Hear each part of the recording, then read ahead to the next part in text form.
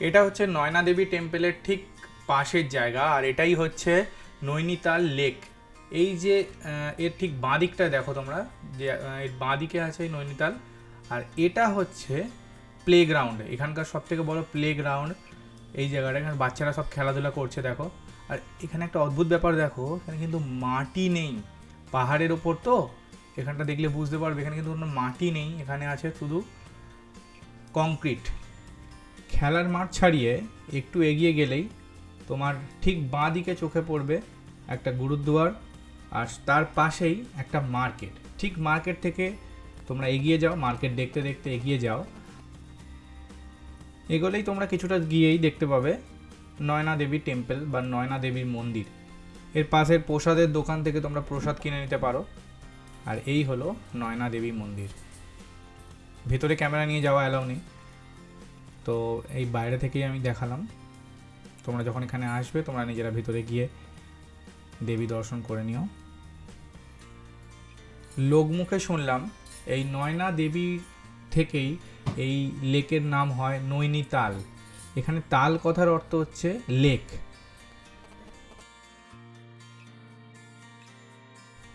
ঠাকুর দর্শনের পর তোমরা এই লোকাল মার্কেট থেকে কেনাকাটি করে নিতে পারো, তবে দাম অল অ্যাভারেজ, মানে তোমাকে একটুখানি দাম দর করে নিতে হবে।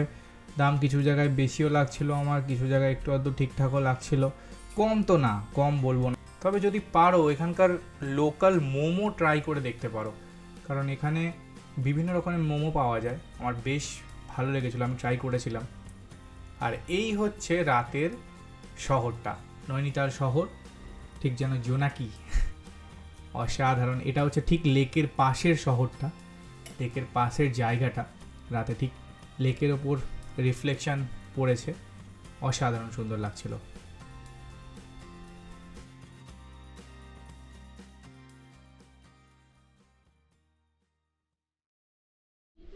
এখন বাজে 7:24, এবার আমরা বেরোচ্ছি। সব গোছানো হয়ে গেছে, আমাদের রুম ক্লিয়ার করা হয়ে গেছে, দেখে নিয়ে একবার কিছু পড়ে আছে নাকি। এই সব দেখে নিয়েছিস? এখানে আর মনে হয় কিছু নেই।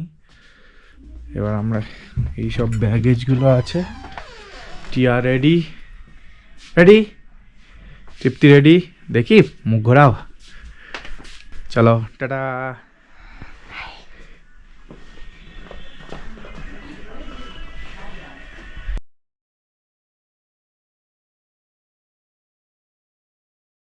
আমরা বেরিয়ে পড়েছি সকাল সকালে,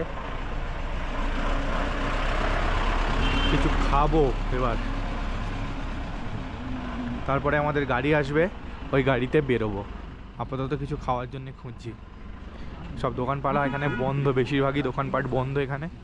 সকালে তো এত সকালে এরা খোলেও না, মার্কেট কিন্তু সকাল সকাল পুরো বন্ধ, এইসব খুলছে। হচ্ছে এখানকার সবজি মার্কেট, সকাল সকাল সবজি নিয়ে বসে পড়েছে। আমাদের কলকাতার মতোই খানিকটা আমাদের আশেপাশে এলাকা, হাওড়া হুগলিতে যেরকম সবজির মার্কেট হয় এখানেও সেরকম সবজির মার্কেট। এটা সবজির মার্কেট হলেও এর আশেপাশে দেখো নোংরা নেই, এবং মার্কেটেও নোংরা নেই, এটা কিন্তু খুব পরিষ্কার পরিচ্ছন্ন রাখে সব কিছু। কি নিলি? চাটা কেমন? ট্রিট দিয়ে চা খাচ্ছি সকাল সকাল।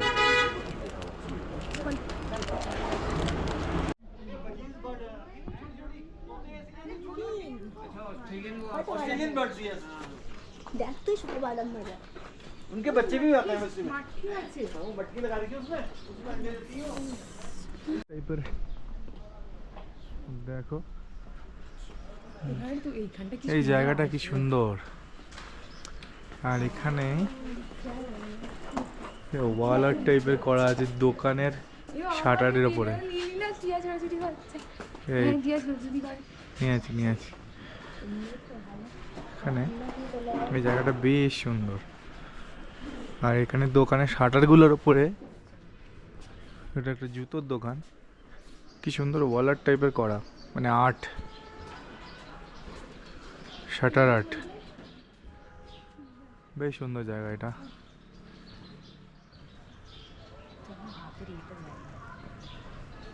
আমি এই জায়গাটার নাম জানি না, তোমরা যদি কেউ এখানকার থেকে থাকো, যে এখানে থাকো, তারা এই জায়গাটা পার্টিকুলার, এই জায়গাটা যদি চিনে থাকো আমাকে একটু কমেন্ট করে জানিও এই জায়গাটার নাম কি।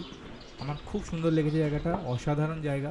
তাহলে আমি সবাইকে রেকমেন্ড করবো জায়গাটা যাওয়ার জন্য। অবশ্যই আমি নাম জানি না, তবে এই জায়গাটা খুব সুন্দর।